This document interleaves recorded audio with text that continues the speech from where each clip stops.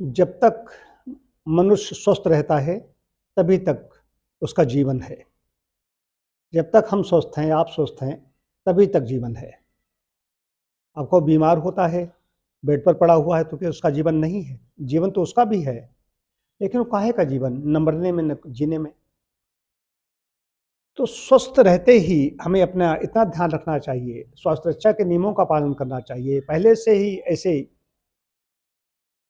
वातावरण में रहें, ऐसा हमारा आहार विहार रहे, ऐसे हमारे वस्त्र रहें, हमारी नींद अच्छी रहे, तो स्वास्थ्य हमारा अच्छा रहेगा। जो भी हमारा जीवन है, परमात्मा ने जो हमारी निर्धारित की है, तब तक हम स्वस्थ जीवन जिएँगे, सक्रिय रूप से जिएँगे। और दीर्घायुष्य भी मिल गया है और बेड पर पड़े हुए हैं, तो काहे का जीवन? सिर्फ साँस चल रही है, घरवाले भी कह रहे हैं कि ऊब चुके हैं, उकता चुके हैं, वो भी कहते हैं इनके प्राण छूटे, काहे का जीवन? क्योंकि हम लोग चिकित्सक हैं, प्रकृति की बात करते हैं, प्राकृतिक चिकित्सा की बात करते हैं, तो ये बात कहनी पड़ेगी। व्यक्ति 4 कारणों से अस्वस्थ होता है। एक तो है वायुमंडल, मौसम, वातावरण। अभी देखिए जाड़े की ऋतु है, कभी गर्मी होती है, कभी वर्षा होती है। वैसे तो ये तो 3 ऋतुएँ तो जाड़ा, गर्मी, वर्षा तो हैं ही हैं, लेकिन वैसे 6 ऋतुएँ हैं हमारे यहाँ। तो इधर हेमंत चल रही है, आगे शिशिर आ जाएगी। अब इस समय का आहार विहार कैसा होना चाहिए, हमारे वस्त्र कैसे होने चाहिए? अब मौसम में तो ठंडक होगी होगी, तो ठंडक हो रही तो ठंडक से बचने के हमें सारे उपाय करने पड़ेंगे। आप कहोगे नहीं नहीं, तो हम तो नंगे पैदा हुए थे, तो हम तो वैसे ही रहेंगे। नहीं, वस्त्रों की आवश्यकता पड़ेगी ताकि ये शीत है, इससे हम बच सकें, इससे हमारी रक्षा हो सके। दूसरी चीज़ है, तो ऐसे आवश्यक कपड़े हैं ओढ़ने के लिए, बिछाने के लिए, सारा सब रहने के लिए भी आवास, इतनी व्यवस्था ज़रूर होनी चाहिए, परमात्मा सबको दे। और हम भी अपने प्रयास करें, पुरुषार्थ करें, ताकि हम हमारे जाड़े से, गर्मी से, बरसात से हमारे शरीर की रक्षा हो सके। दूसरी चीज़ होती है आहार विहार। अब मौसम, वायुमंडल हमारे बस में नहीं है, लेकिन इतना बस में है, सर्दी लग रही तो हम कपड़े गर्म पहन लें, गर्मी लग रही तो पंखा कम से कम चला सकें, इतना तो हमारे बस की बात है, एक चीज़। दूसरी चीज़ आती है आहार भी, मतलब कि कैसा होना चाहिए, भोजन हमारा कैसा होना चाहिए, ये हमारे बस की बात है। हमें क्या खाना है, कब खाना है, कैसे खाना है, कितना खाना है, भोजन कैसे पकाना है, भोजन पकाने की वैज्ञानिक विधि क्या है। अब वैज्ञानिक ढंग से पका हुआ खाएँगे, होटलों में खाएँगे, ये जो स्ट्रीट फूड कहा जाता है, जो सड़कों के किनारे बड़े-बड़े लोगों को देखा वहाँ से ले लेते हैं। कौन है, कहाँ से आया, कैसे उसका वहाँ का वायुमंडल कैसा है, कैसा उसका चिंतन है, ले लेते हैं, किसी से कोई पूछना न जाँचना, बस खा के चलते बनते हैं। तो आजकल घटनाएँ भी आ रही हैं, पता नहीं, यहाँ तक कि गलत चीज़ें लोग मिला रहे हैं पीने में। जो जूस पी रहा है उसमें भी ऐसी चीज़ें आ रही हैं, तमाम वीडियो आजकल चलते रहते हैं, प्रकाश में आते हैं। तो खाना-पीना हमारा अपना वैज्ञानिक ढंग से पका हुआ और अपने घर का होना चाहिए।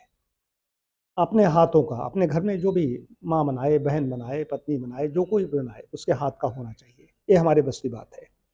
तीसरी चीज़ होती है कि हम धूप है, प्रकाश है, जो वायुमंडल हमारा मकान का है, उसमें वास्तु के को इतना ध्यान रखना है, और ज़्यादा ध्यान रखें, लेकिन उसमें इतना ध्यान रखना है कि उसमें हवा के झोंके आ सकें, हवा ताज़ी आ सके, इधर से उधर निकल जाए, प्रकाश, सूर्य, धूप आ जाए।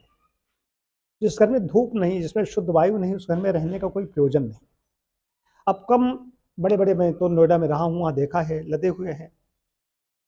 तो वहाँ पर कितना है, एक तरफ से दे दिया गया है, क्रॉस वेंटिलेशन का नाम क्या है, कि प्रकाश क्या है, धूप क्या है, धूप के लिए अपना बंद करके कहीं ऊपर छत पर जा रहे हैं।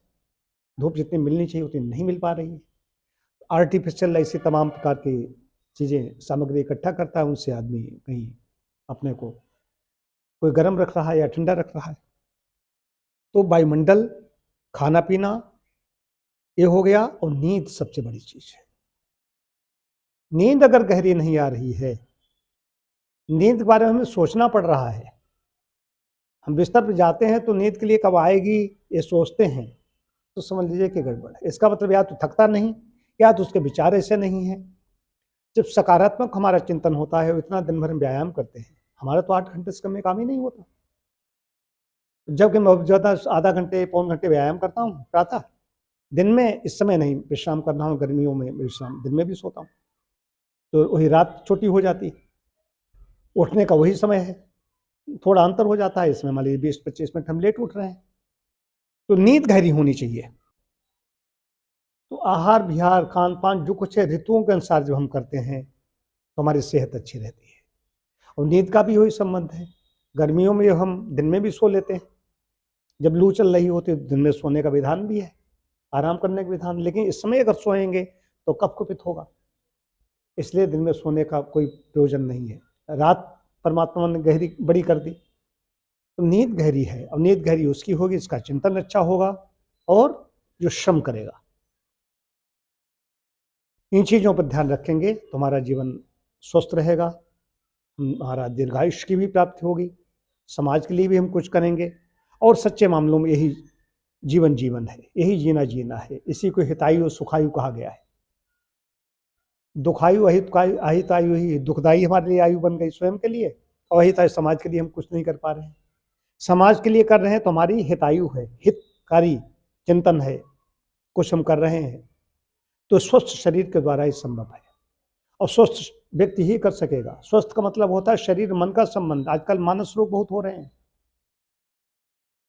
संत हैं असंत हैं, तो हमारा चिंतन भी बहुत अच्छा होना चाहिए। पर दुख दुख पर सुख देखे, पर पराये दुख में दुखी हो गए, पराये सुख में सुखी हो गए। ये स्वस्थ चिंतन है और स्वस्थ शरीर के द्वारा संभव है।